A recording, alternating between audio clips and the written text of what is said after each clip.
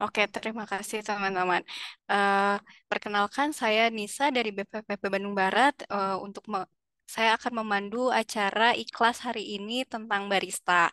Sebelumnya, eh, kita perkenalkan dulu ikhlas itu apa. Ikhlas itu adalah kelas yang kita lakukan secara daring untuk memberikan informasi-informasi yang berkaitan dengan BVPP Bandung Barat, terutama di sini kita punya tema-tema tertentu. Untuk hari ini kita punya tema barista. Oke, teman-teman. Di sini saya akan kasih tahu aturannya ya. Untuk on cam, silahkan menggunakan background yang telah disediakan oleh panitia. Kemudian teman-teman bisa mematikan suara terlebih dahulu, terutama apabila eh, narasumber sedang berbicara. Kemudian terakhir, nanti akan ada evaluasi. Evaluasi akan diberikan di akhir di kolom chat oleh panitia. Kalau misalkan nanti teman-teman nggak ngisi nggak ngisi evaluasi, nanti sertifikatnya akan terlewat. Jadi mohon di akhir teman-teman mengisi form untuk evaluasi kami. Nah, untuk sekarang di mute dulu ya sebelum nanti kalau ada pertanyaan, nanti ada dua sesi pertanyaan, sesi pertama dan sesi kedua diberikan tiga pertanyaan di setiap sesinya. Jadi sebelum sesinya dibuka, off dulu mikrofonnya. Terima kasih. Nanti sambil kita tunggu dulu ya. Om, lumayan masih kurang dari yang mendaftar. Kita tunggu sebentar teman-teman yang lainnya.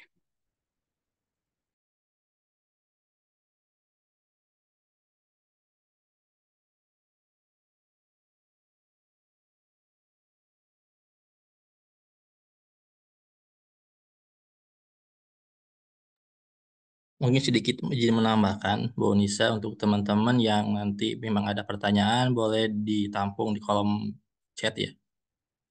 Oke.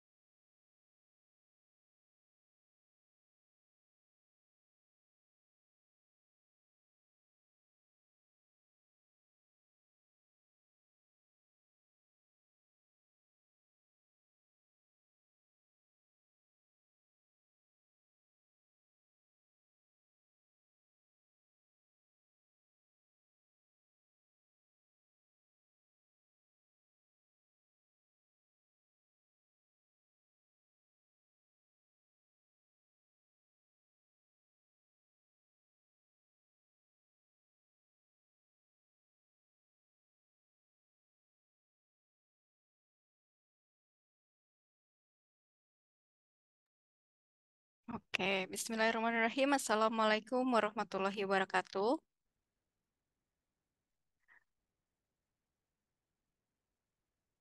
Mari selamat datang pada teman-teman peserta ikhlas mengenal dasar kopi dan menyeduh ala barista.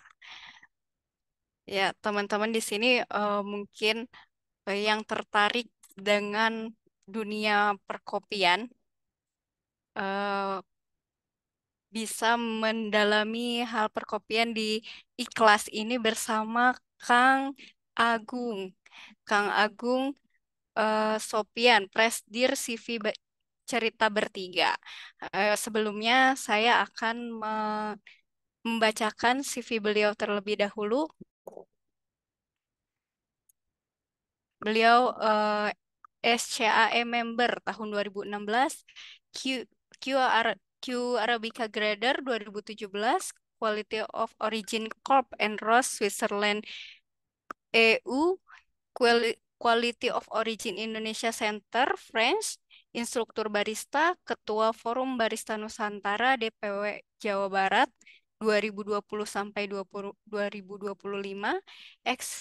eksibitor barista WOC di Amsterdam, Belanda 2017, eksibitor barista WOC di Berlin 2019, coffee exporter dan asesor barista di BPPB Bandung Barat. Baik, eh, mari kita mana nih Kang Agungnya? Kang boleh keluar dulu suaranya biar teman-teman bisa tahu mana sih Kang Agung. Halo, Assalamualaikum warahmatullahi wabarakatuh. Waalaikumsalam. Gimana Kang kabarnya? Kabar baik nih, salam kenal untuk semuanya. Oke Kang, Kang sudah siap untuk berbagi ilmu Kang sama teman-teman yang ada di Zoom hari ini? Oh, boleh, boleh, siap, siap. Oke, Ya, eh, mari kita simak materi dari Kang Agung mengenal kopi ya, mengenal dasar kopi dan menyeduh ala barista dari Kang Agung Sopian Herdiana. Mangga Kang dipersilahkan. ya. Terima kasih Mbak atas waktunya. Sebelumnya, tadi saya udah diperkenalkan terlebih dahulu sama hostnya. Pertama-tama paling saya info dulu untuk materi hari ini. Saya ngambil dari beberapa sumber.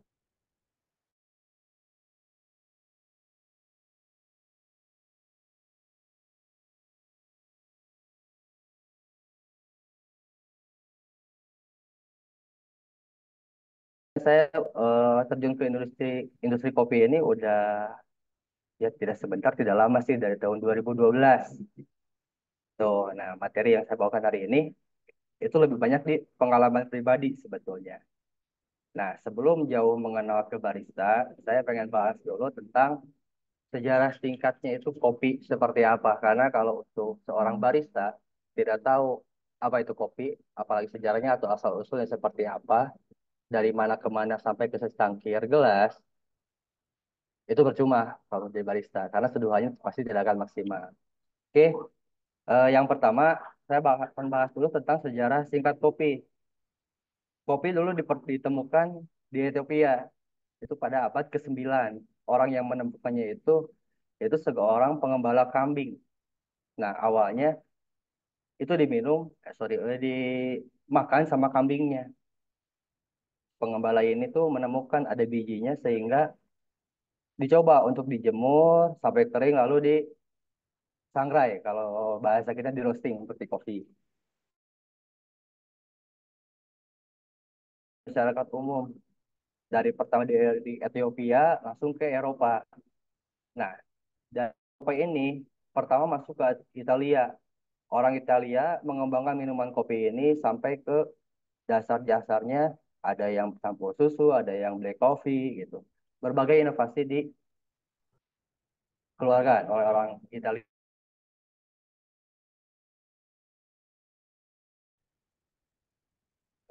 Bisa di next.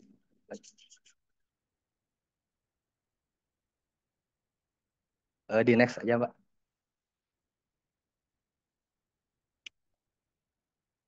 Ini sejarah kopi Indonesia yang masuk ke Indonesia ya. Pertama, kopi Indonesia dikenal tuh sama penjajah kita dulu dari VOC. Karena bahan baku kopi Indonesia ini dulu dikenalkan ke dunia itu dari sama mereka. Sehingga sampai sekarang kopi Indonesia ini terkenal. Pertama pada tahun 1696, kopi jenis Arabica itu masuk ke Indonesia yang sangat dikagumi oleh VOC untuk dijadikan bisnis. Nah, dari bibit ini pertama masuk Arabica itu ditanam beberapa kali riset. Di Indonesia itu nggak semua bisa tumbuh. Bisa tumbuh pohonnya tapi tidak bisa berbuah. Nah, terus VOC kedua kali memasukkan bibit baru kepada Indonesia itu pada abad ke-19 ya, menjadi kopi terbaik di dunia kopi Jawa ini. Nah, bibit-bibitnya pun sampai sekarang kopi-kopi peninggalan VOC masih ada. Kalau di Jawa Barat ini sering dikenalnya itu kopi buhun. Kopi buhun ini disebutnya yang emang usianya udah ratusan tahun ya, dan itu masih berbuah. Rasanya pun juga enak. Nah, setelah kopi itu sering dikenal, nah dari negara ke negara dari belahan dunia ini terus menyebar sehingga Indonesia pada dahulu itu dikenal sebagai penghasil kopi terbesar keempat di dunia. Sekarang naik satu peringkat jadi ketiga karena beberapa negara besar untuk produsen kopi ini banyak mengalami kekeringan dan lain-lain. Keuntungannya Indonesia ini memiliki dua musim.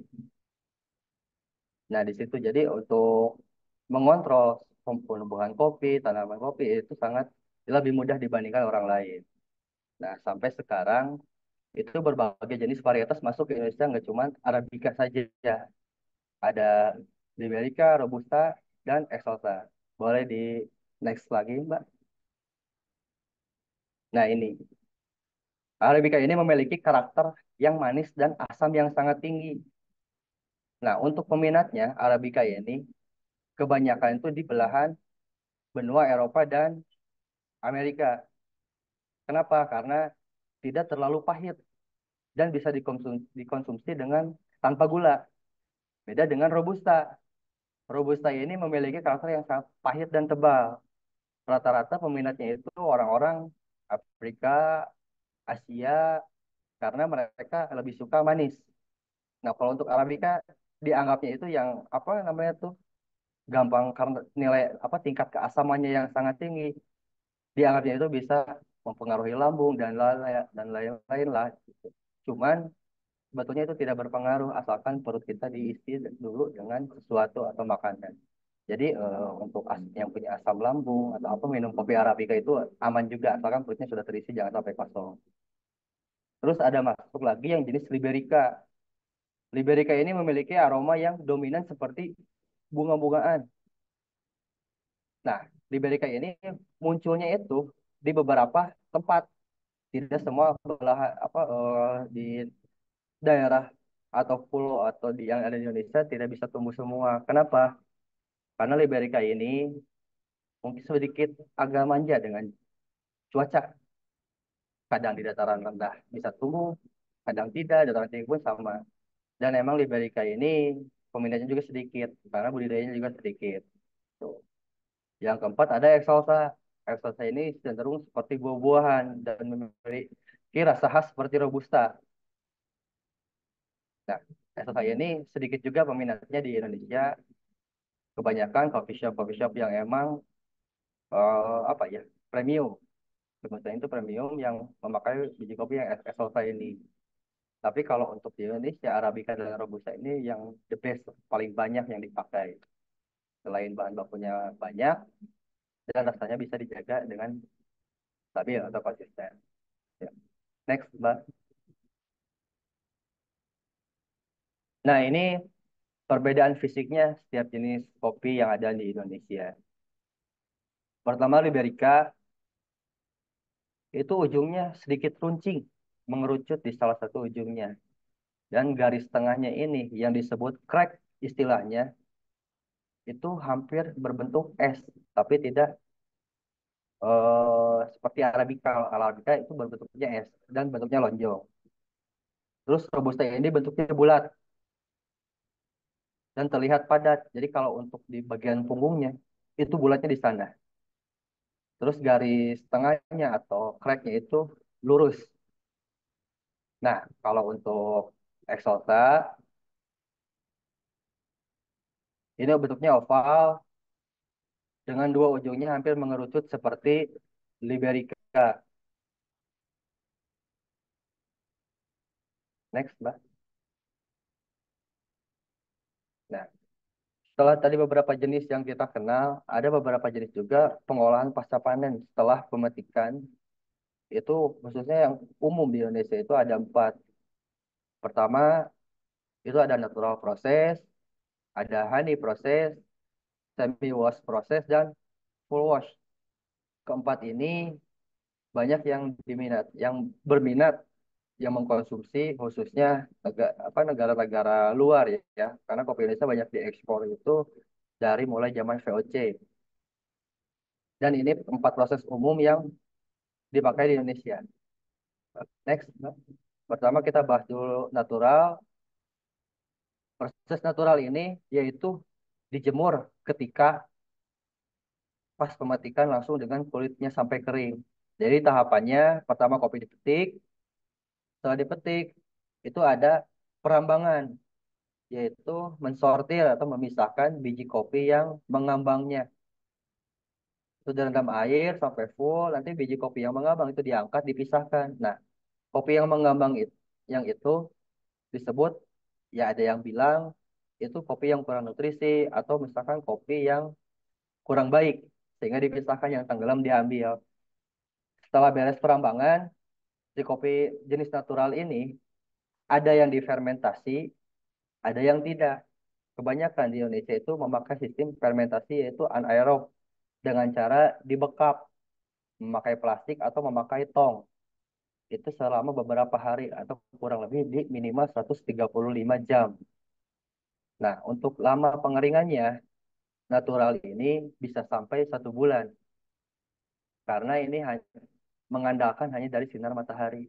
Dan kalau misalkan memakai pemanas buatan atau tambahan yang ada greenhouse dengan solar dome atau oven, itu kurang maksimal. Kurang maksimalnya itu bukan dari cepat keringnya, tapi dari rasanya. Ada yang flat, ada yang bahkan terlalu kering, sehingga rasanya itu tidak terlalu maksimal. Dan untuk karakternya itu lebih cenderung seperti buah-buahan dan aroma yang sangat menyengat, aroma buah-buahan karena melalui fermentasi tadi. Yuk, next. Yang kedua, ada honey proses.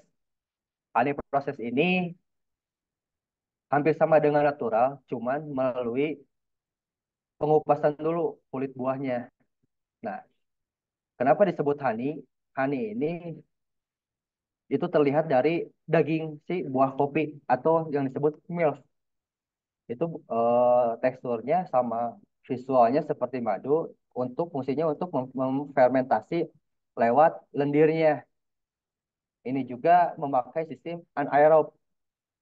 Anaerob atau langsung dijemur selama 1-2 hari agar si lendirnya itu menempel pada kulit tanduk yang ada di biji kopi. Setelah itu dijemur di tempat penjemuran. Ada yang memakai langsung ke tanah, ada yang memakai kayak meja-meja jemur lagi. Cuma disarankan untuk menjemur kopi ini tidak langsung kena tanah karena kopinya sangat mempengaruhi ke aroma nantinya dan rasa juga. Nah, ini juga lamanya kurang lebih di 2 minggu. Setelah 2 minggu baru kita bisa kupas. Jadi eh, kalau ini ada pengupasannya 2 kali. Yang hari ini pengupasan kulit buah dan kulit tanduk, pulper dan huller. Kalau yang natural melalui 1 kali pengupasan. Setelah kering langsung dikupas, yaitu dihaling memakai mesin huller, langsung bisa disangrai setelah itu. Ya, kalau yang ini ada 2 kali. Nah, honey ini rasanya seperti madu dan emang sedikit ribet. Karena apa? Proses honey ini lebih banyak diserang oleh serangga ketika penyemuran tuh. Karena ada fermentasi dari lendirnya tersebut. Makanya untuk proses honey ini harus sering diperhatikan ketika si prosesor menjemurnya. Karena takutnya ada serangga atau apa sehingga nanti mempengaruhi kualitas. Oke, next. Nah, ini terus semi wash. Semi wash ini melibatkan 2 kali pengeringan setelah dipetik. Yang pertama, tahapannya itu pertama kita sama tetap semua kopinya di si buah cerinya dirambang, setelah dipisahkannya mengambang, setelah itu dikupas kulit buahnya. Nah, semi wash ini setelah dikupas itu ada yang didiamkan selama 1 hari agar si lendirnya kering dan cepat turun, ada juga yang direndam. Cuman cara yang benar seperti apa? Kalau melihat dari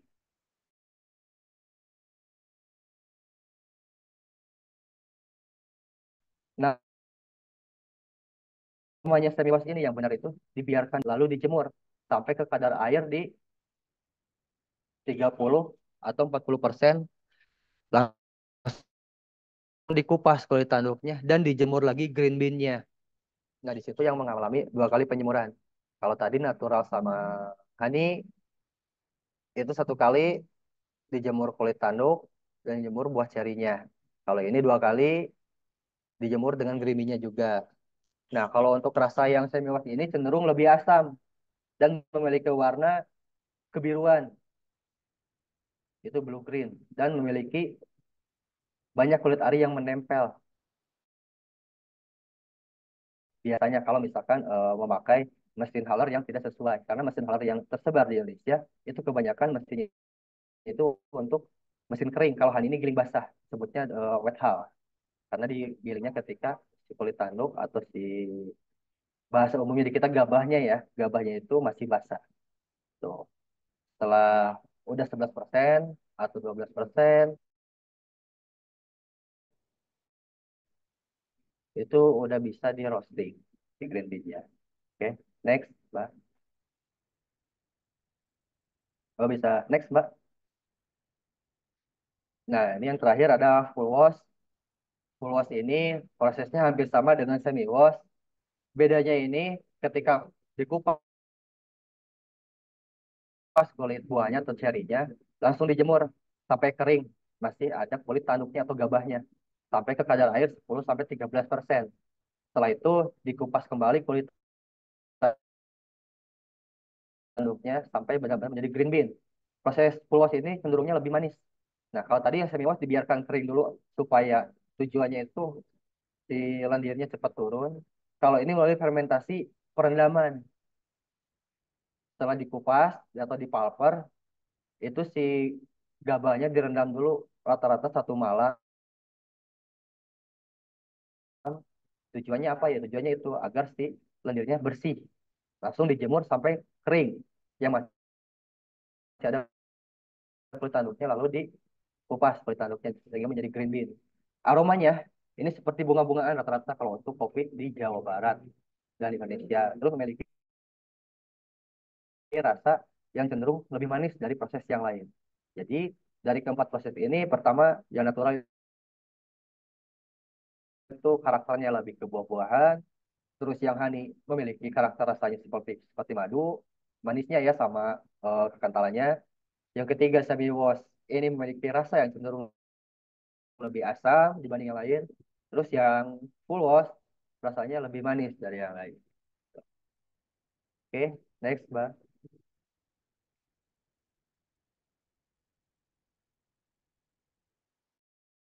Nah, ini beberapa tahapan dari mulai penanaman sampai ke menjadi satu minuman kopi. Pertama, itu ada penanaman, terus ada penyemaian, terus ada pemetikan. Nah, ini poin yang keempat, itu pemisahan buah yang masih hijau sama yang merah. Pada dasarnya kalau kopi ini baiknya dipetik ketika kematangan minimal di 80%. Karena apa? Rasanya udah maksimal, enak. Kalau masih hijau rasanya flat, bahkan ada yang hanya pahit saja. Tuh. Terus yang kelima,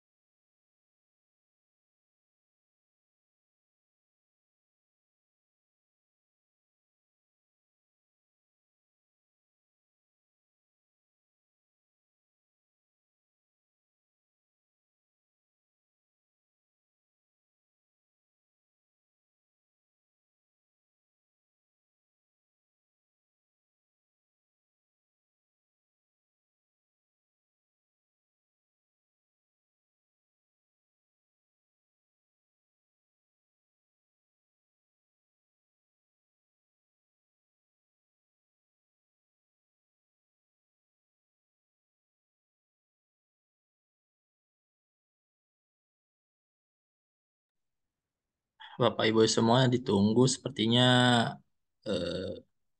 ininya pematerinya terputus ya. Udah Ditunggu Pak. sebentar. Oh, sudah ada. Ah, oke, oke, sudah. Barusan connect-nya Silakan mati. dilanjut kembali Bapak Agung. Ya, di next aja Pak Jai. Nah, setelah tadi kita bahas sedikit di hulu tentang proses pasca panen dan apa namanya, kita masuk ke tahap selanjutnya itu roasting ya. Roasting ini yaitu pemanggangan biji kopi dari mulai kering atau prosesnya itu lebih ke mengurangi kadar air yang ada di kopi sampai ke tingkat kematangan tertentu, sampai biji kopi crack dan mengembang. Crack ini indikatornya itu seperti letupan untuk menandakan biji kopi ini sudah matang, seperti itu. Yuk, next. Nah, ini ada level roasting atau tingkat kematangan yang ada di kopi. Pertama ada light roast. Light roast ini rata-rata kebanyakannya itu dikonsumsi sama orang-orang Eropa. Kenapa? Karena orang-orang Eropa lebih suka yang emang kafeinnya masih tinggi. Dari light roast ini emang level roasting yang paling tinggi kafeinnya dan emang tidak terlalu apa ya rasanya itu tidak terlalu ini tidak terlalu pekat dan emang lebih seperti buah-buahan cenderung manis. Yang kedua ada medium roast. Medium roast ini lebih enak juga kalau dikonsumsinya kopi hitam ya, karena masih ringan, tapi tidak seringan light roast. Terus ada medium dark roast. Medium dark roast ini kebanyakannya dikonsumsi ya banyak masyarakat umum di belahan dunia karena bisa dikonsumsi menggunakan atau tambahan susu atau gula.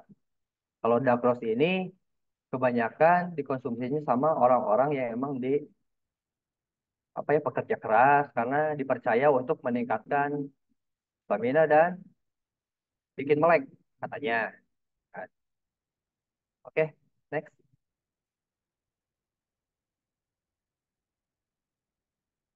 Faktor yang mempengaruhi hasil akhir dari minuman kopi. Pertama itu dari hulu, ada 60%, yaitu yang dipengaruhi oleh varietas, bibitnya jenis apa, terus ketinggian, pasca panen, dan sortasi.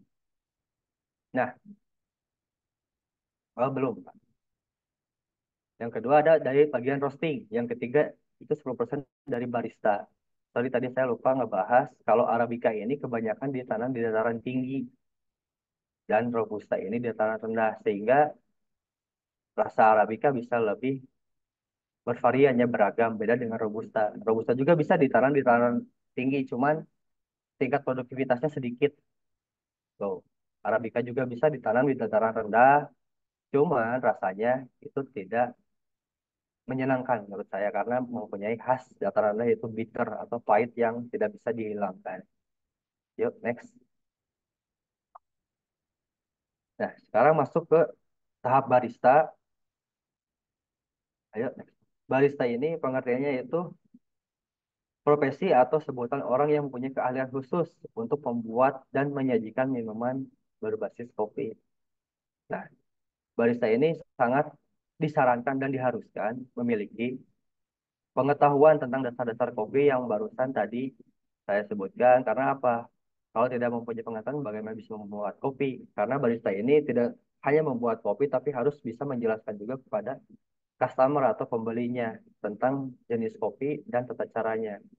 Kebanyakan, meski walaupun 10% barista ini perannya, tapi menjadi ujung tombak untuk menghasilkan kopi yang enak. Itu yang bisa membuat laku atau tidak lakunya kopi tersebut. Ya. Next, Pak. Terus ini skill yang wajib dimiliki barista. Barista. Pertama untuk pengetahuan tentang kopi, terus teknis membuat kopinya harus bisa juga bisa menggunakan mesin atau misalkan membuat alat-alat dari yang tidak memakai mesin atau manual. Yang ketiga harus memiliki keahlian komunikasi yang baik. Yang keempat teliti, yang kelima multitasking. Karena barista ini tidak hanya membuat kopi, harus presentasi, harus menawarkan, menjadi marketing juga, bahkan harus menjadi cleaning service juga bersih-bersih. Nah, terus yang kelima untuk pelayanan harus bisa juga seorang barista. Yang terakhir itu kerjasama tim. Karena kalau tidak memiliki jiwa kerjasama atau hanya mengandalkan diri, barista pasti keteteran dan sangat sulit untuk melakukan semuanya itu sendiri. Oke, next. Ini tugas dan tanggung jawab barista. Menyajikan kopi yang enak menggunakan metode manual ataupun mesin. Nah, barista ini selain ada mesin, alat manual pun harus bisa. Karena banyak barista yang saya temuin, itu ada yang pengennya pakai mesin otomatis semua, ada yang sukanya memakai alat manual saja, pakai mesin nggak bisa. Cuma kan disarankan dulunya harus bisa, di mana salah satu ada mesin yang rusak atau alat yang rusak, kita bisa mengakalinya. Yang kedua, mengoperasikan dan merawat alat seduh. Itu barista juga harus bisa tata cara tentang maintenance. Pertama dari gelas, alat-alat dripper atau untuk pour over, dan mesin espresso. Kalau misalkan tidak tahu tata cara perawatannya, itu dijamin pasti cepat rusak. Karena dari cara cara maintenance tersebut itu ada untuk membersihkan dan lain-lain. Kalau barista jorok atau tidak menguasai mesin, ya pasti cepat rusak. Terus menjaga kebersihan meja bar.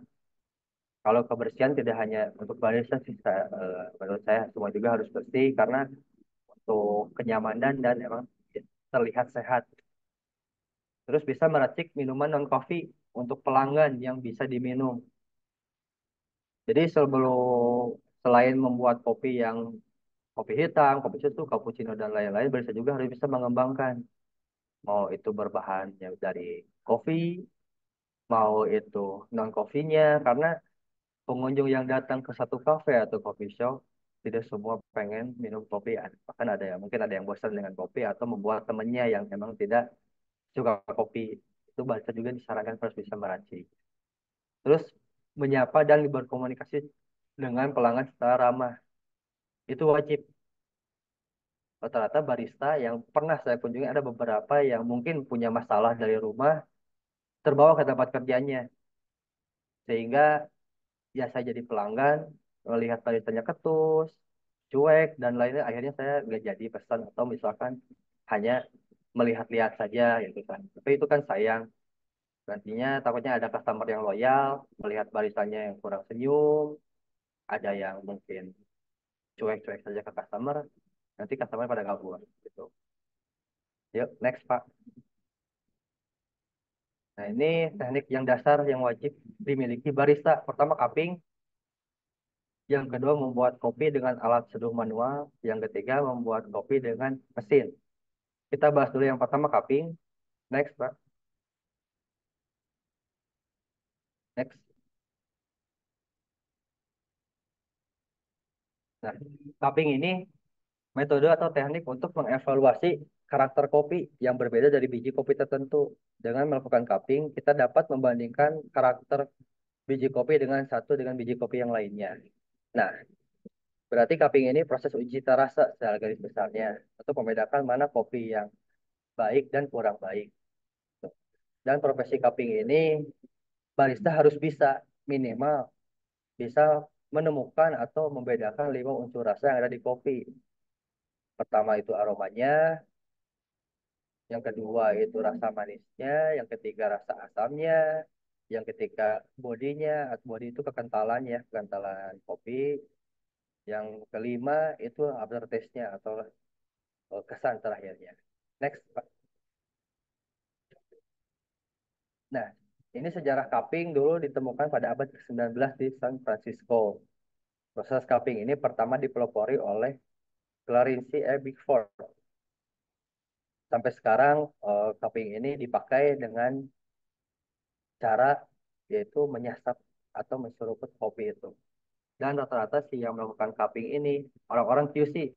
Karena sebelum menjadi atau dijual di coffee shop, orang-orang QC ini wajib cupping dulu untuk menentukan bagaimana si kopi ini layak atau cocoknya dibuat menu tuh. Yuk, next Pak. Nah, ini tujuannya.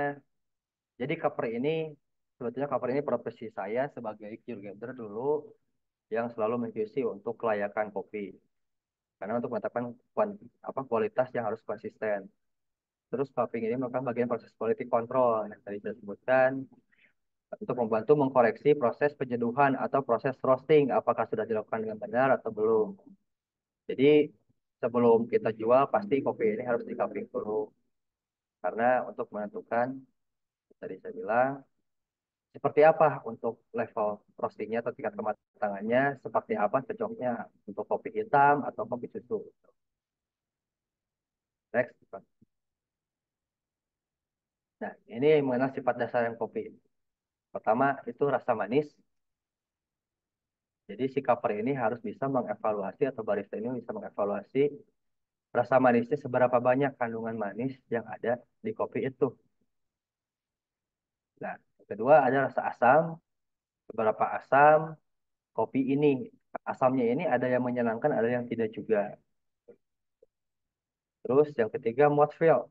Mouthfeel ini itu seperti body yang terasa ketika kita minum kopi itu ada sensasi penuh di mulut atau lebih terasa apa ya, creamy, heavy, terasa tebal ibarat kata kita minum air air mineral biasa dengan minum jus itu berbeda ya seperti itu.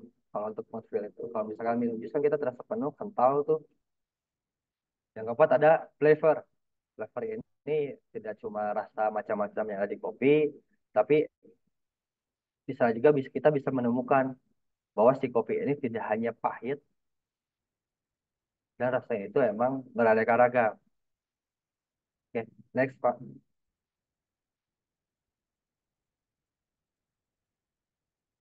Nah ini aspek penilaian kopi ya. Untuk cupping itu ada 10, sorry, 11 sama defect. Pertama fragrance, fragrance ini aroma. Aroma ini dinilai itu ada dua, aroma kering dan basahnya.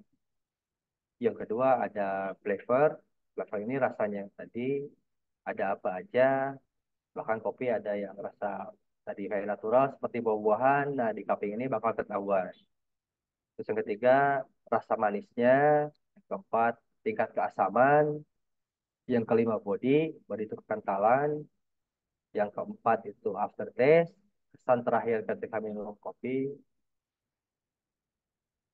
Sorry, yang keenam itu ada uniformity. Uniformity itu keseragaman karena cupping ini memiliki aturan itu minimal 3 gelas, disarankannya 5 gelas. Soalnya dari antar gelas tersebut harus seragam karena ada penilaian uniformity seberapa seragam, seberapa konsisten, seberapa sama si kopi tersebut. Yang ke terakhir, sorry, yang selanjutnya ada balance. Balance ini sama keseimbangan antar cup, antar gelas tadi yang kita nilai. Terus selanjutnya ada clean cup. Clean cup ini lebih ke kebersihan. Apakah ada bau asing yang ada di kopi yang nggak harus yang ada di kopi gitu. Misalkan kecium aroma asap, aroma bau debu, atau aroma mungkin ada aroma aspal. Karena saya ketika cupping pernah mencium aroma bau-bau aspal, bau-bau kebakar seperti itu. Terus ada overall.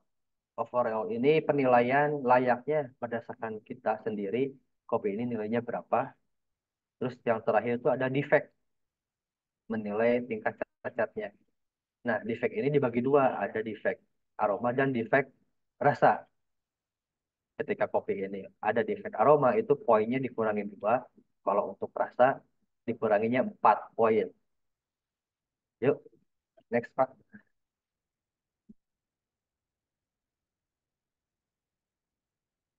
Nah, ini flavor note wheel, rasa-rasa dan aroma yang ada di kopi. Jadi kalau masih ada yang bilang kopi ini pahit, itu menurut saya karena belum tahu tentang kopi.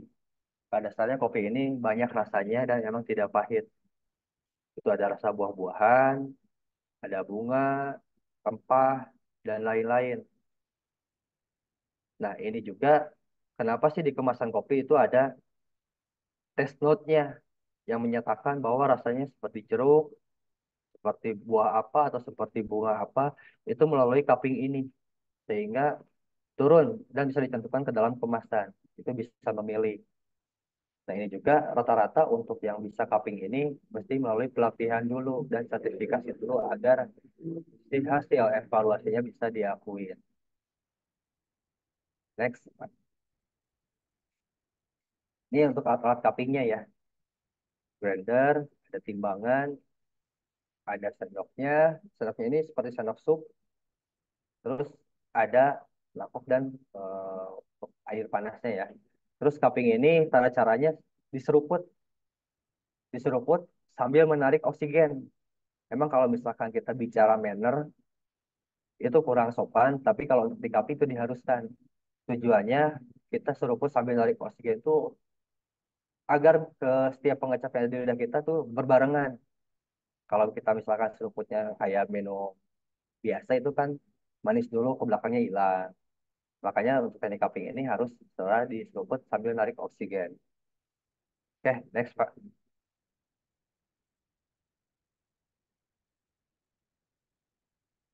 Ini cara caranya. Pertama untuk tingkat kehalusannya ketika digiling ini, cupping itu ada di medium coarse atau di medium. Terus yang kedua, untuk suhunya memakai 88 sampai 92.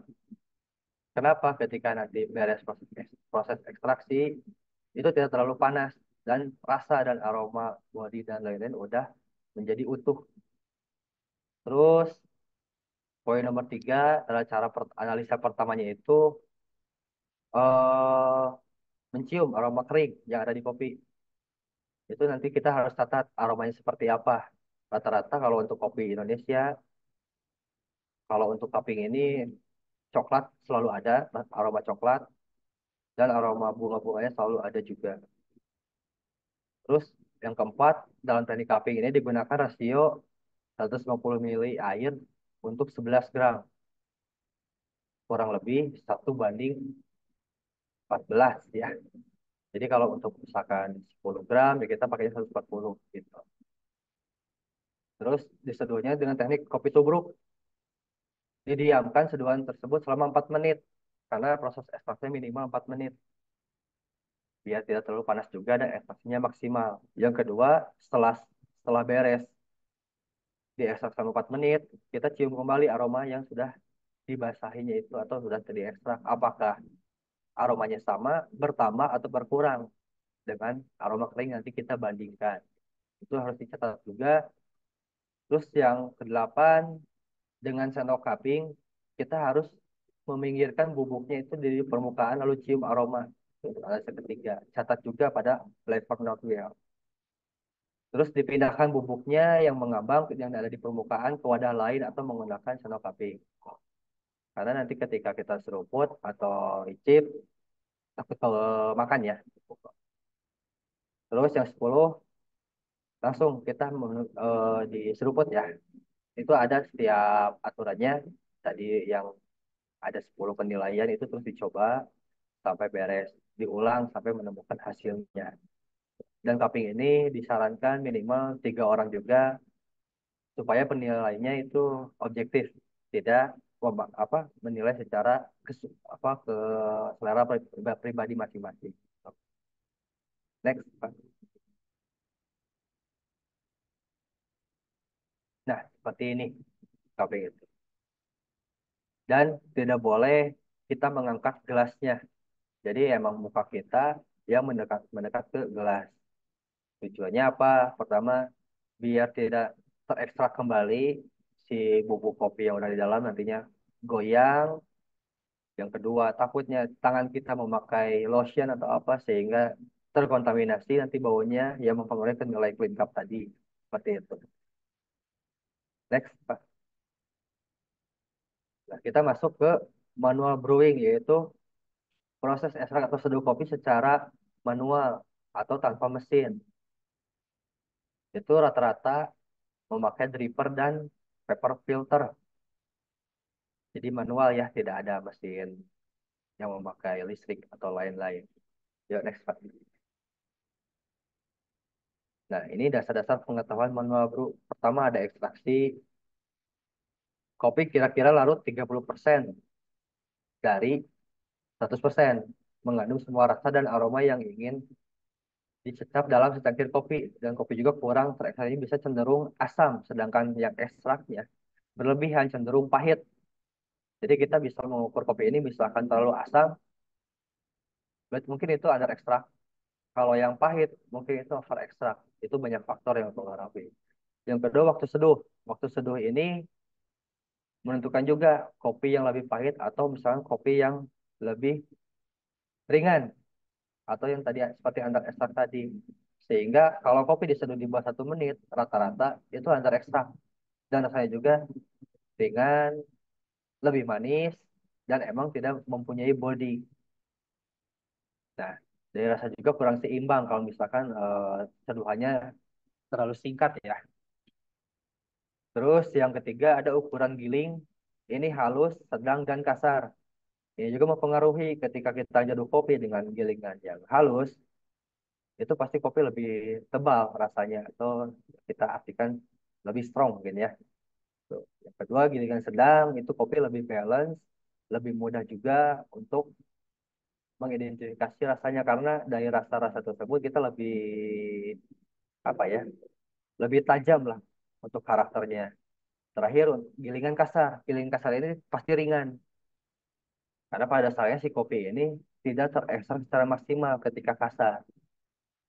Tuh, dan kopi ini terasa encer. Terus ada suhu.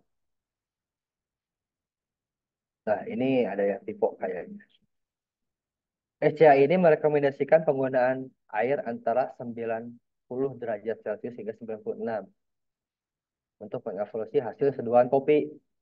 Suhu dengan 71 derajat bagus untuk penyerapan awal 60 sampai 71 juga untuk memunculkan keasaman bodi dan keseimbangan.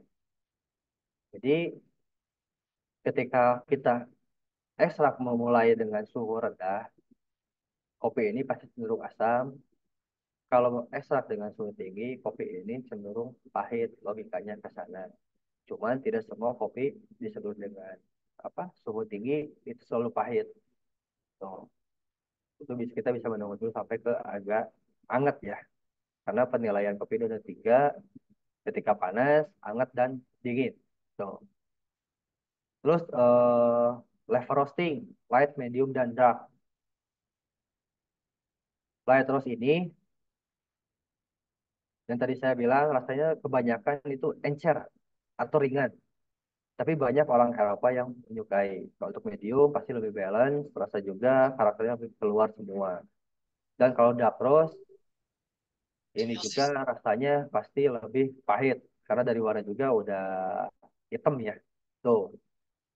Terus untuk tingkat kafein yang light roast ini lebih tinggi kafeinnya, lebih banyak dibandingkan sama yang dark roast pasti lebih ringan.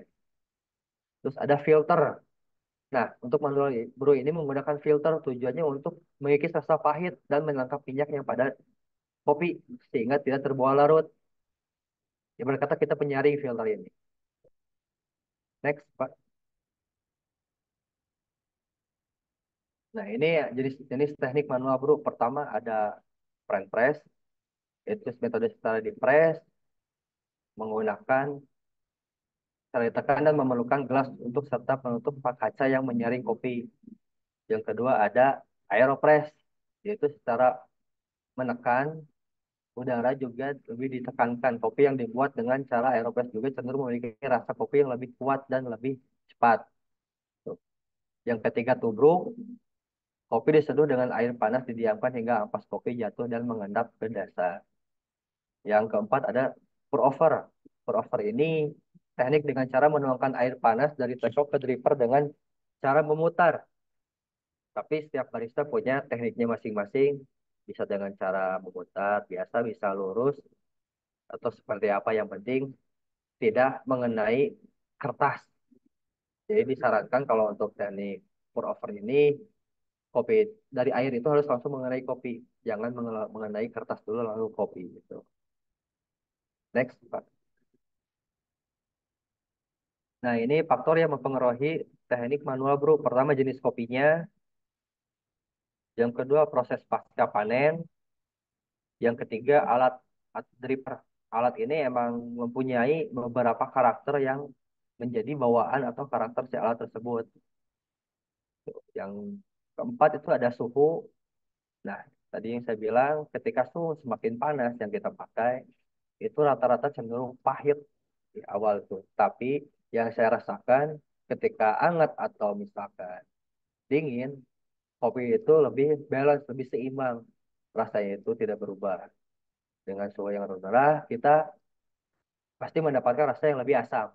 Tapi ketika dinginnya itu kurang nyaman. Sehingga kopinya harus lebih cepat diminumnya. Tuh. Terus tingkat kehalusan atau green size. Semakin kasar, semakin encer, semakin halus berarti semakin pahit rata-ratanya ya. Terus rasio perbanding kopi dengan air. Rasio ini emang menentukan untuk tingkat ke pekatan ya. Yang tadi sama aja kayak apa?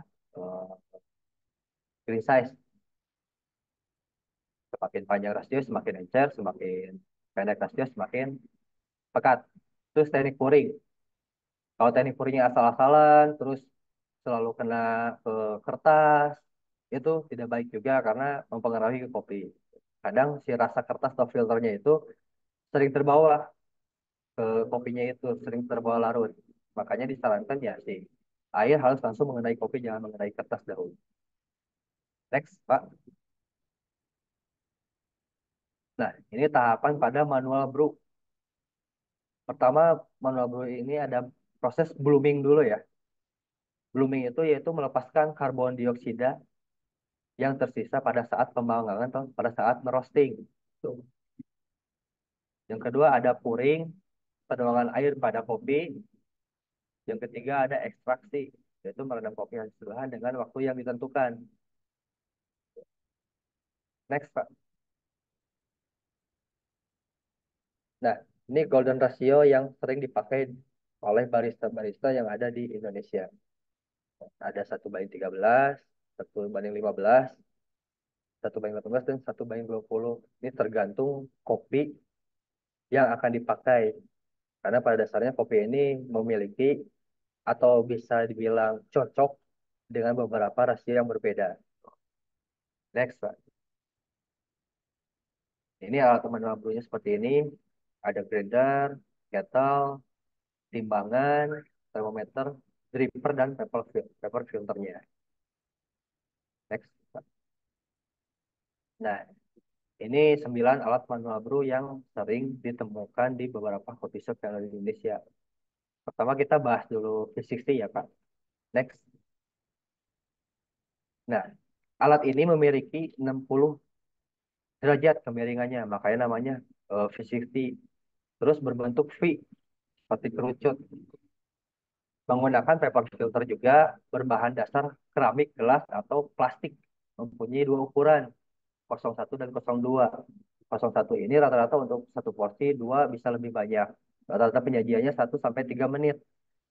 Dan rata-rata alat V60 ini yang menjadi favorit para barista dan customer. Karena dipercaya bisa membuat kopi bagaimana yang kita inginkan. Mau ditingkatkan lebih asam, lebih manis, lebih pahit, bisa dengan alat V60 ini. Dan lebih mudah juga untuk menggunakannya. Next, Pak. Yang kedua ada Aeropress. Berbentuknya seperti sepasang tabung. Mempunyai paper filter juga berbentuk lingkaran itu pada bawahnya ya. Terus kapasitasnya 225 mili air, mempunyai dua teknik seduh. Bisa teknik secara invert dan uninvert. Bedanya sedikit ketika invert itu lebih kental, lebih smooth juga bodinya. Kalau uninvert itu lebih encer, rasanya hampir mendekati seperti V60. Penyajian juga sama, esesnya rata-rata 1 sampai 3 menit. Oke, next Pak.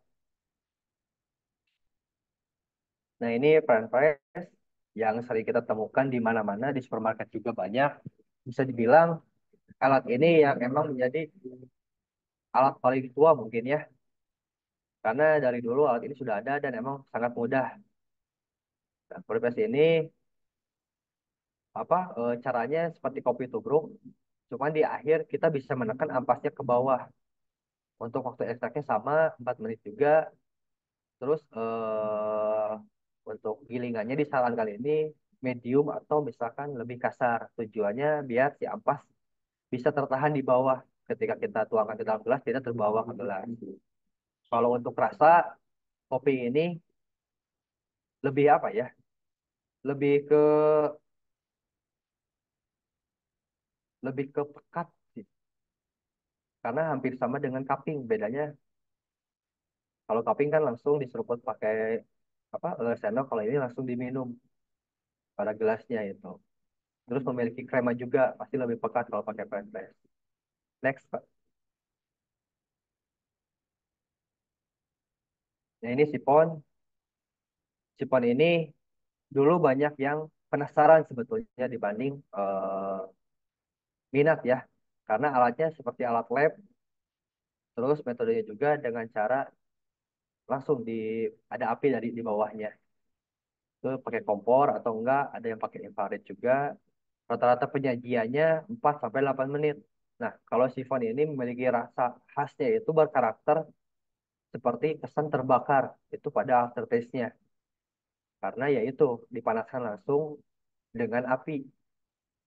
Nah, nanti kopi itu di atas, air di bawah ketika udah panas, si airnya itu langsung naik ke atas, ekstrak. Jadi seperti apa ya, menguap lah ke atas. Ketika kita cabut atau misalkan pindahkan si apinya, kopi itu bakal langsung turun lagi ke bawah. Tuh. Itu juga ada filternya juga. Filternya ini berbentuk kain ya, berbahannya bukan paper. Bisa dipakai beberapa kali. Dan rata-rata penyajiannya ini sedikit lama.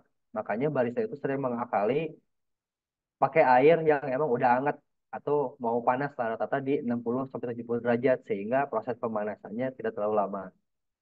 Dan alat ini mungkin hanya dipakai hiasan untuk para barista rata-ratanya karena selain penyajiannya lama, untuk perawatannya juga sangat ya kalau bilang mudah mudah, kalau bilang susah susah karena apa? Ini riskan pecah sangat tipis. Terus apa namanya tuh si filternya itu ketika pemakaian harus direbus atau direndam dahulu untuk membersihkannya karena filternya itu berulang kali yang dipakai. Next, Pak.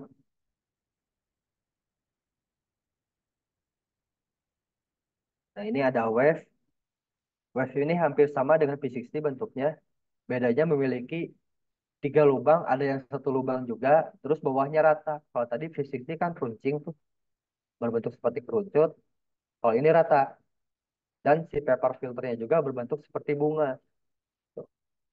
Rata-rata penyajiannya hampir sama dengan V60. Kalau karakter ini, itu rata-rata si kopi lebih strong. Kenapa? Karena dengan permukaan bawahnya yang rata, si kopi itu ada proses pengendapan terlebih dahulu dan tidak langsung turun ke dalam server atau gelas. Tuh, rata-rata si barista sering memakai alat bantuan untuk biar cepat turun si kopinya ke dalam server itu menggunakan alat stir atau alat aduk. Oke, next. Nah, ini Chemex. Chemex ini bisa dibilang V60 versi banyakan ya. Karena ini memakai alat yang servernya emang kapasitas banyak, sampai 500, bahkan ada yang 1 liter. Terus drippernya itu memakai si paper filternya. Jadi dari si filternya ini bisa dipakai langsung untuk dripper.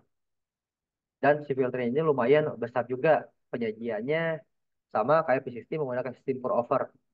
Untuk ekstraksinya sama juga. Next, Pak. Nah, mocha pot ini, sekarang mocha pot ya, mocha pot digunakan sebagai pembuat espresso. Pembuatannya sangat mudah juga. Ini tinggal kita buka. Di dalam ada bucket yang untuk menampung bubuk kopi. Dari situ nanti yang dihasilkan itu kayak sari ya, sari yang di kopi. Cuman hati-hati kalau ini beberapa steam kapot tidak ada safety flow atau enggak yang tersebut itu untuk udara keluar ketika overheat. Takutnya meledak kalau misalkan tidak ada safety flow-nya ya. Nanti setelah kita buka tutupnya itu ada nanti bakal keluar krema atau misalkan kopinya, baru kita langsung matikan si apinya. Takutnya nanti overheat bisa meledak. Nanti setelah dimatikan bisa keluar terus itu. Kita memakai rasio juga tergantung kopi yang dipakai dan air yang nanti kita gunakan mau buat espresso atau kopi hitam seberapa banyak. Rata-rata kapasitasnya itu 300 mili.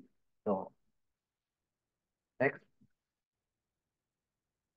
Nah, ini Vietnam Drip yang dikenal dulu kopinya pas banyak yang meninggal gara-gara kopi cyanida ya. Tapi ini juga menjadi favorit mengangkat nama Vietnam Drip. Nah, ini juga banyak dipakai atau dipesan oleh customer yang emang masih awam di kopi karena ada susunya pasti lebih manis. Tuh. Terus penyajian juga mudah, tinggal kita masukkan bubuk kopi ke alat atau dalam drippernya itu.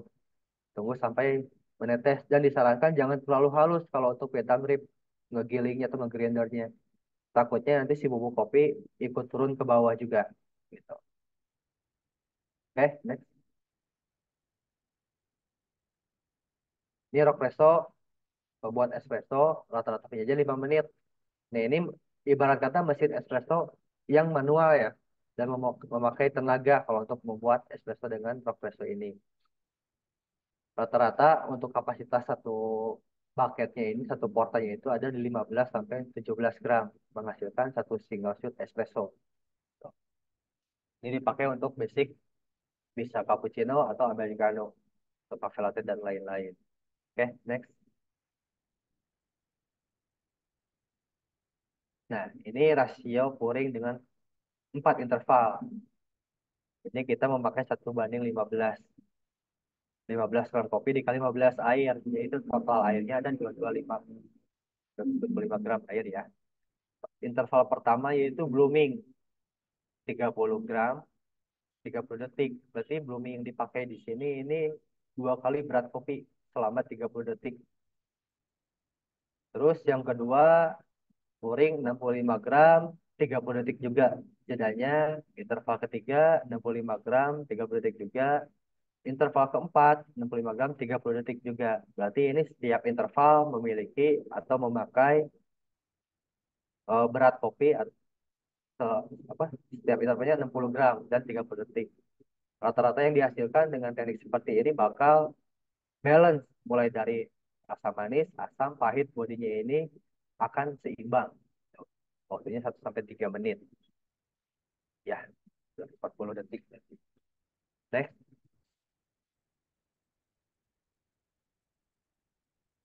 Ini espresso.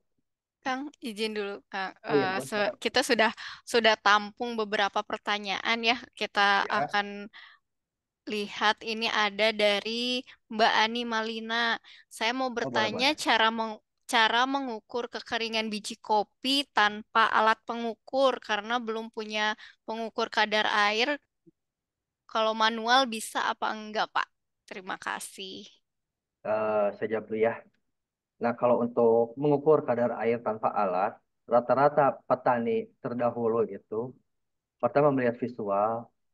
Kalau masih pucat basah itu, petani menganggap biji kopi tersebut itu ada di kisaran di atas 30% kadar airnya gitu.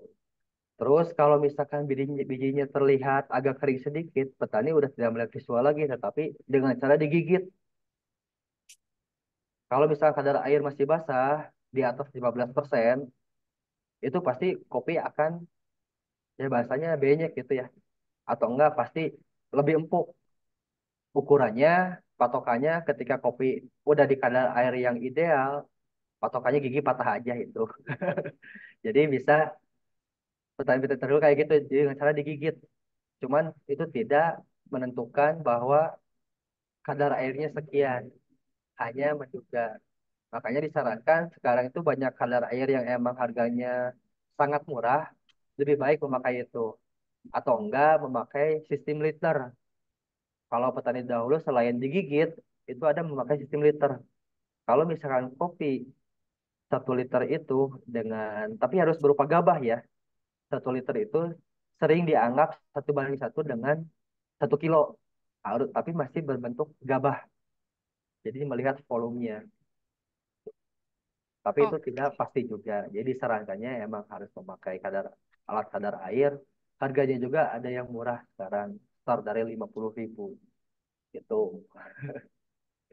Baik, yang kedua ada kalau yang nanya kalau cupping itu mencicipinya espresso atau dari VCT, Pak? Dari Nah, Pak Rudi Hartono, ya.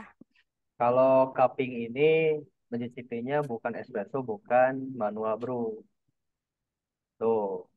Jadi emang kalau kita sebut tekniknya ya seperti kopi tubruk, tetapi untuk cupping ini emang punya aturan khusus untuk menentukan ya si profil roasting dan nanti kedepannya kopi ini mau dipakai untuk apa itu dengan level roasting yang light roast, tidak bukan espresso dan bukan manual brew.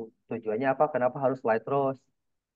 Agar si nilai cacatnya itu bisa ketahuan, kekurangan si kopi ini bisa ketahuan juga. Jadi dengan teknik kopi tubruk kalau ini bukan espresso atau bukan V60 itu seperti itu Pak. Oke, yang Nah, ketiga ya dari hmm, N Alpha.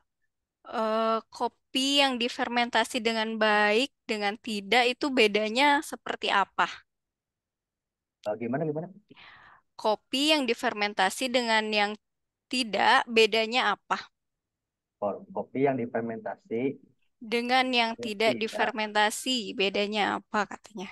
Pertama, kita dari green bean-nya dulu ya. Dari green bahan bakunya dulu. Kopi yang difermentasi ini pertama pasti memiliki aroma yang lebih menyengat. Terus dari warnanya lebih menguning, tidak hijau. Yang kedua, setelah melalui proses roasting, itu rasa juga dan aroma juga yang difermentasi pasti berbeda. Dari aromanya lebih menyengat dan rasanya pasti lebih ke buah-buahan. Tuh, kalau yang tidak difermentasi seperti tadi, yang semi wash full wash rata-rata kan jarang melalui fermentasi anaerob, sehingga rasa yang dihasilkan lebih seimbang, tidak cenderung ke apa buah-buahan atau aroma juga seimbang juga, tidak terlalu menyengat. Itu perbedaannya. Oke, terima kasih Kang Agung. Setelah kita sesi tanya jawab sesi pertama, kita lanjutkan Kang Boleh, boleh. ke bagian selanjutnya. Mm-mm. Oke. Oke, kita masuk ke espresso ya. Espresso ini adalah saripati kopi dengan cara mengekstrak biji kopi dengan tekanan suhu kurang lebih di 90 derajat, menghasilkan liquid espresso kurang lebih di 30 mili. Nah, espresso ini inti yang dipakai untuk eh, menu kalau menu ya, americano dan cappuccino atau cafe latte. Meskipun kapasitas kecil, tapi ini sangat pekat rasanya, itu sangat kuat. Next, terus espresso ini memiliki beberapa bagian. Bisa next Pak.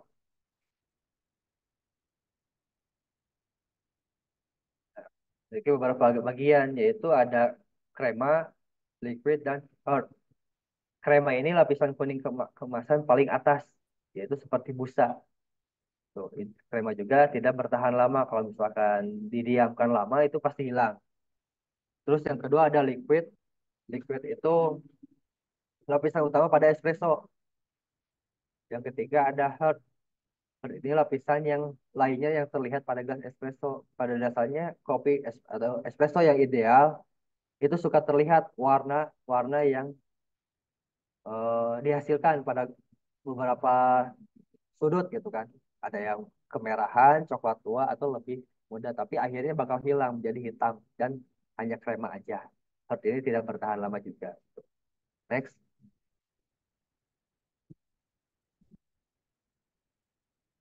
Next Pak.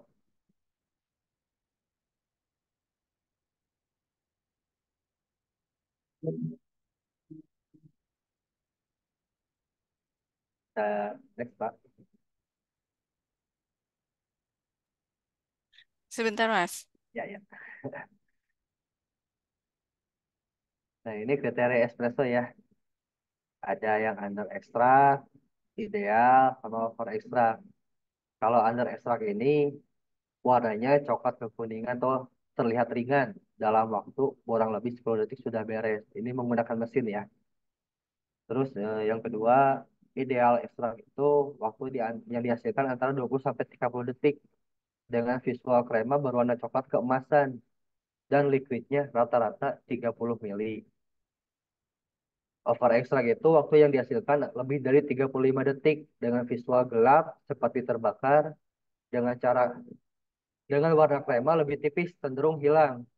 Nah, jadi ini tiga patokan antara menentukan under extract, ideal dan over extract. Tetapi tidak bisa dipatenkan di semua tempat atau dipakai di semua tempat karena apa? Pada dasarnya setiap kedai kopi atau coffee shop mempunyai kalibrasi masing-masing. Jadi espresso itu kadang kurang dari 30 detik, kadang lebih. Seperti itu. Yuk, next.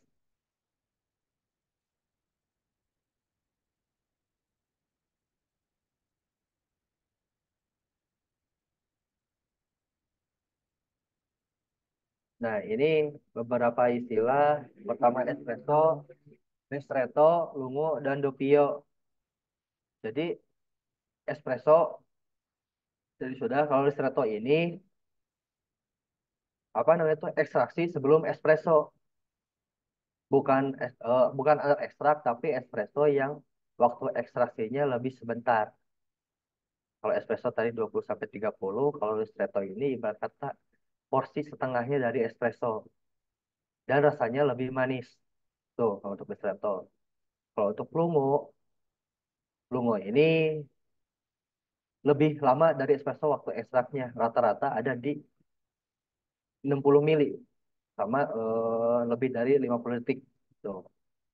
Dan mereka ini kalau misalkan dibilang ristretto 1:1, espresso 1:2, lungo 1:3 untuk rasionya. Tuh. Nah, ini untuk rasa ya espresso lebih balance, lebih kompleks juga rasanya. Kalau longo itu lebih seperti kopi hitam porsi sedikit ya. Tuh. Dan ada juga beberapa persepsi yang saling berdebat istilah doppio. Doppio ini double espresso disebutnya itu ada beberapa mesin yang menggunakan double spot, satu porta disebut double espresso itu benar. Ada yang bilang espressonya dua itu benar. Itu bisa dikatakan benar sebetulnya dengan dosis yang beda.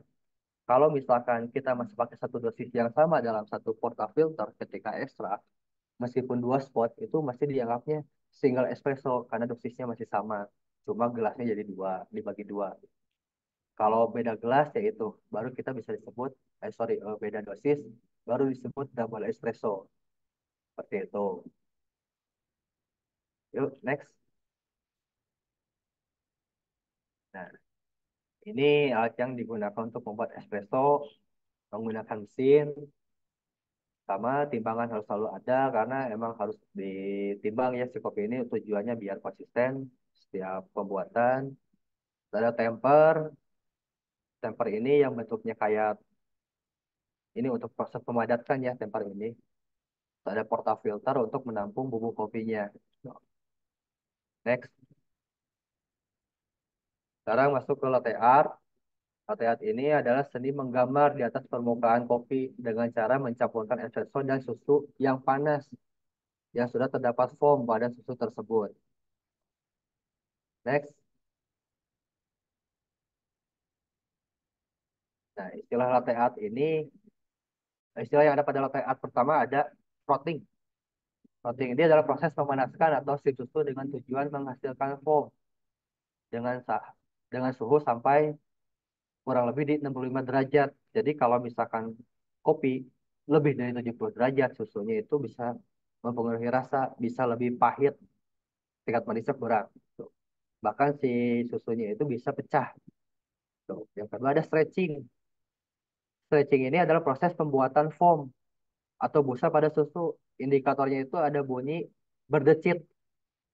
Semakin lama decitnya bisa dikatakan semakin tebal foam yang kita buat. Begitupun sebaliknya semakin sebentar decitnya akan semakin tipis foam yang kita buat. Yang ketiga ada pouring, yaitu proses menuangkan dan mencampurkan susu dengan espresso sampai membentuk latte art. Tuh. Next, Pak. Nah, ini alat yang diperlukan. Ada coffee mesin, ada manual steamer, ada milk frother, dan ada milk jug. Milk jug ini untuk menampung susu ya, sama untuk menggambarnya nanti. Yuk, next. Nah, ini menu turunan espresso. Ada black, ada white. Yang black ini ada long black. Long black ini sering diperdebatkan juga dengan americano. Itu bedanya apa? Kalau long black ini hanya membedakan cara penuangannya saja ya. Sama-sama kopi hitam. Yang membedakannya itu americano. Kalau americano espresso dulu baru air sehingga tidak ada krema di atasnya. Kalau long black air dulu baru espresso sehingga terlihat krema di atasnya dan rasanya pun kalau long black pasti pahit di awal. Kalau americano langsung balance karena si espresso langsung bercampur dengan air. Terus yang white-nya itu ada cappuccino dan latte. Kalau cappuccino ini yang membedakan dengan cafe latte pertama dari foamnya. Itu cappuccino memiliki foam yang lebih tebal dibandingkan cafe latte. Dari rasa lebih balance. Kalau cafe latte rasanya lebih milky, lebih ke susu. Karena dari volume itu juga beda. Cappuccino rata-rata itu memiliki volumenya lebih banyak. So, next.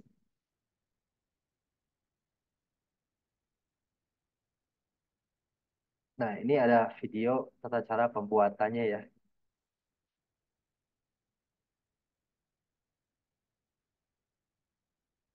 Mulai timbang, kita tentukan mau berapa untuk kalibrasiannya. Ini tata cara tamping juga disarankan memakai berat badan, jadi tidak memakai tenaga yang ada di tangan. Tujuannya apa? Tujuannya agar setiap pembuatan espresso kita konsisten. Kalau memakai power yang ada di tangan, kalau misalkan ada orderan banyak, kadang-kadang sudah suka lemas dan emang bisa apa ya, pembatasannya itu kurang maksimal seperti itu.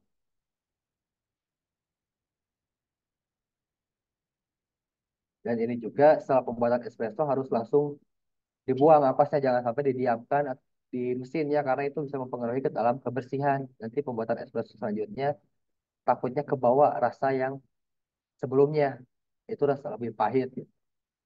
Dan juga si barista ketika sudah membereskan satu orderan atau membuat produk harus langsung dibersihkan kembali, jangan sampai dibiarkan di akhir atau pas closingan baru dibersihkan. Itu jangan, harus sampai bersih lagi kembali. Tempat dari alat A, B, C, D harus kembali lagi ke tempat semula setelah setiap beres pembuatan seperti itu. Next ini kedua ada video juga tentang manual brew. Tetap si kopi kita harus timbang terlebih dahulu untuk menentukan rasio.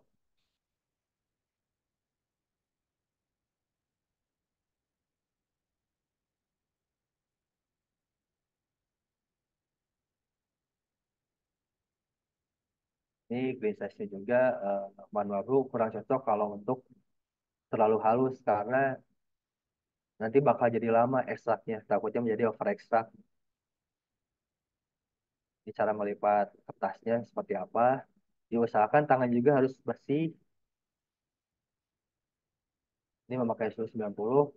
Jadi sebelum membuat, kita harus membasahi dulu filternya. Tujuannya apa? Biar tidak bau kertas nanti ke si kopinya. Dan untuk menjaga suhu. Biar lebih stabil.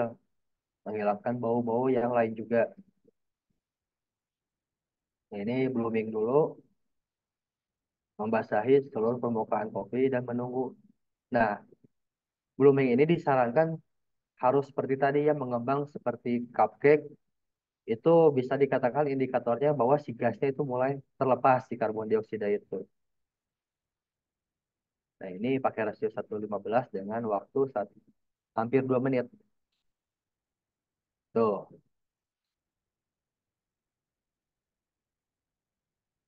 Dah, materi hari ini dari saya sudah beres. Paling sisanya kita memanfaatkan waktu yang tersisa kita sharing aja ya. Ada yang mau nanyakan, boleh tentang materi ini, tapi tidak terlalu melebar pertanyaannya. Kita kembali ke sesuai judul. Oke, eh, ayo siapa yang mau bertanya ya? Dari kita pilih 3 orang. Yang belum nanya, ayo yang belum nanya.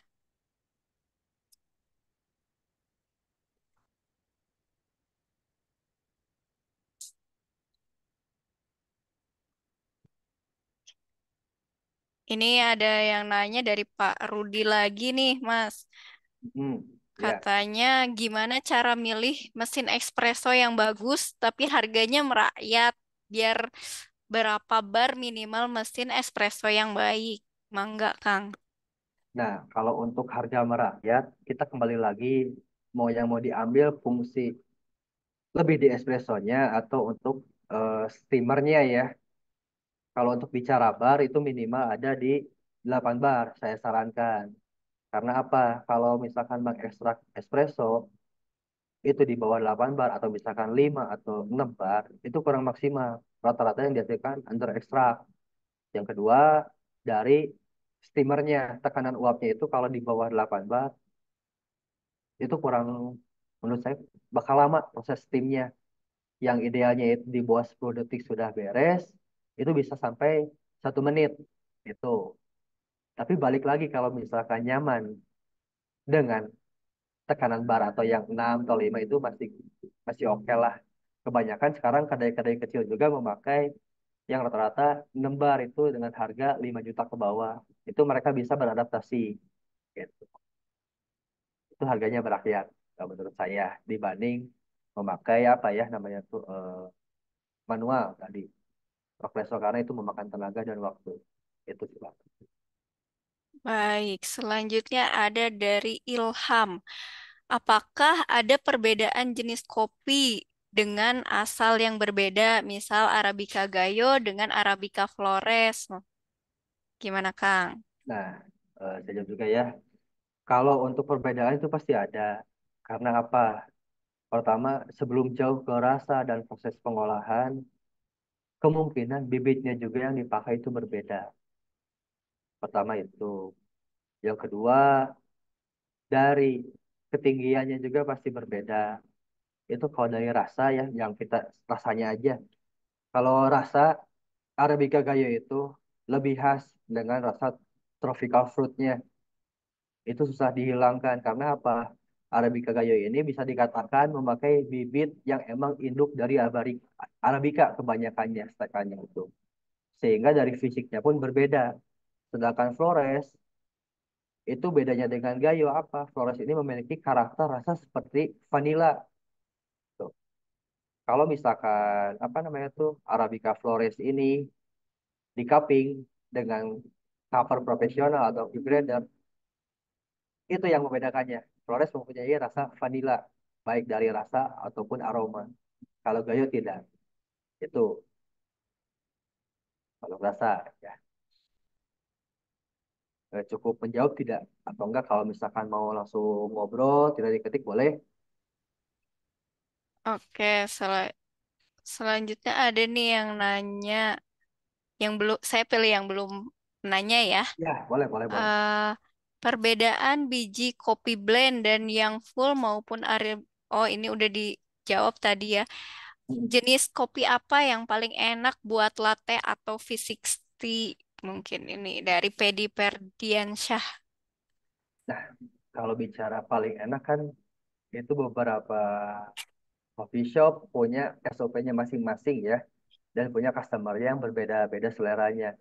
Tapi kalau saya sarankan bicara kopi enak untuk latte yaitu memakai blend Arabica dan Robusta. Untuk perbandingannya berapapun itu tidak apa-apa ya, mau 50-50, mau 70-30, itu bebas tergantung SOP kafenya tersebut. Karena apa? Saya sarankan blend. Biar si pahitnya kerasa, tidak terlalu milky, dan rasanya itu dari awal sampai akhir bertahan. Kalau misalkan memakai Arabica, itu banyak juga yang suka, cuman nanti di akhir bakal terasa lebih ringan karena latte ini kan lebih milky, ya, lebih banyak susu banding espressonya. Tuh kalau untuk V60 ya pasti di Arabica saya saraninnya. Karena untuk bukannya tidak ada di Robusta, Exalta atau Liberica, tapi kebanyakan orang suka V60 itu memakai biji kopi jenis Arabica. Tuh.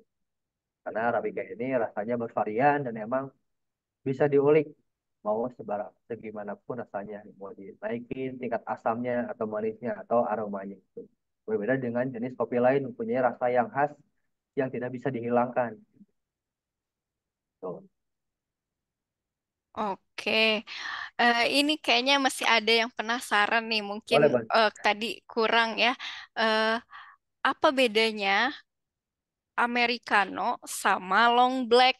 Mungkin tadi perbedaannya tipis ya, Kang ya. Mungkin bisa dijelasin lagi perbedaan yang signifikannya apa? Pertama, perbedaannya itu dari segi penuangan espresso saja. Kalau long black itu espressonya di atas. Jadi air dulu baru espresso. Sehingga rasanya itu pasti lebih terasa pahit dahulu karena mempunyai krema di atasnya. Dan secara visual pun penyajian kremanya emang harus ada kalau untuk long black. Terus kalau untuk americano espresso dulu baru air itu sehingga dari penyajian visual kremanya itu tidak terlihat tetapi rasa lebih konsisten dari awal sampai akhir seperti itu karena udah tercampur air dengan kopinya itu. Nah, ini masih banyak ya pertanyaan. Oke, saya kasih kesempatan terakhir nih. Saya baca dulu ya. Yang ini, kopi Turkis itu masuk di antara Robusta, Arabica, dan atau dua lainnya. Terima kasih. Kopi Turkish itu masuk ke jenis kopi di antara robusta. Nah, kalau Turkish ini sebetulnya mau Arabica, Robusta, Liberica, dan Exosta itu tidak jadi masalah karena metode Turkish ini ya emang muncul di Turki dengan menggunakan metode ibrik. Ibrik itu alatnya ya seperti kopinya langsung dimasukkan ke dalam ibrik ya, kayak teko kecil, itu dipanasin melalui pasir, bukan api dari kompor. Seperti itu. Kalau di kita tuh apa ya metodenya? Ya, ya, kayak inilah kopi Turkis itu terkenal dengan ibrik gitu. Jadi emang khas Turki kalau memakai kopinya jenisnya bisa Robusta, Arabica, Liberica, dan Excelsa itu bisa. Jadi tidak harus Arabica aja, tidak harus Robusta saja. Kalau untuk rasa tidak jauh seperti sifon menurut saya karena saya pas cobain Turkish beneran beneran tuh dengan maksudnya metodenya ya teknik pembuatannya ya itu rasanya nggak jauh saya kayak sifon bedanya apa dari aftertaste-nya aja ada rasa ketir yang saya rasakan di Turkish itu tapi aroma lebih kuat dibandingkan sifon seperti itu.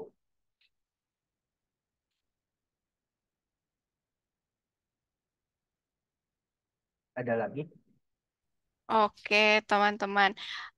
Sepertinya mungkin masih banyak ya, Kang, banyak pertanyaan. sebenarnya. Pertanyaan dari teman-teman pasti banyak gitu.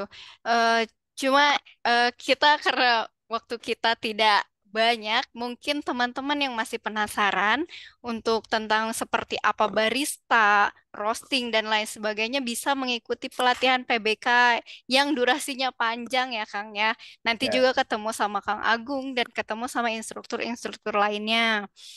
Eh, untuk pertanyaannya kami tutup dan eh, untuk ikhlas kali ini pun kami tutup. Terima kasih telah hadir di ikhlas hari ini. Untuk yang mau masih penasaran bisa eh, li- pantau terus Instagramnya BVPB Bandung Barat. Di situ ada eh, info-info menarik lainnya ataupun info PBK tentang barista dan roasting tersendiri ya Kang ya. ya kalau ini juga Mbak kalau misalkan masih ada yang pengen sharing atau pengen ya lebih sharing ya bisa kontak di Instagram juga boleh. Nah iya nanti kan kita bisa kontak di Instagramnya Kang Agung. Nanti kita Ya, kasih slide yang tadi. Nanti ada informasi tentang Kang Agung di situ lebih lengkap. ya, nanti itu. Ya, terima kasih Kang Agung atas kehadirannya. Terima kasih juga untuk teman-teman yang telah hadir. Kami tutup sesi ikhlas hari ini. Wassalamualaikum warahmatullahi wabarakatuh. Waalaikumsalam. Terima kasih banyak, Kak. Kang, terima kasih banyak. Terima kasih semuanya. Salam kenal ya. Saya sehat selalu. Jangan lupa diisi form evaluasi.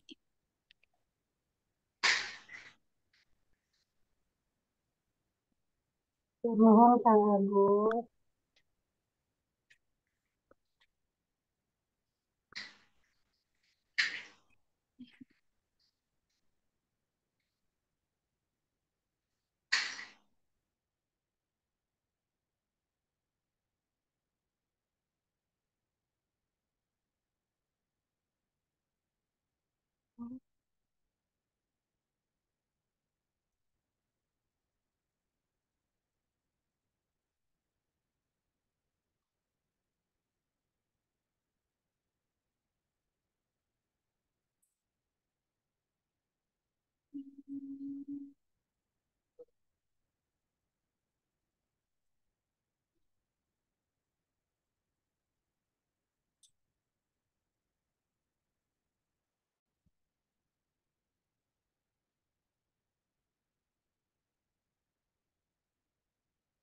Iya, Allah tuh begini.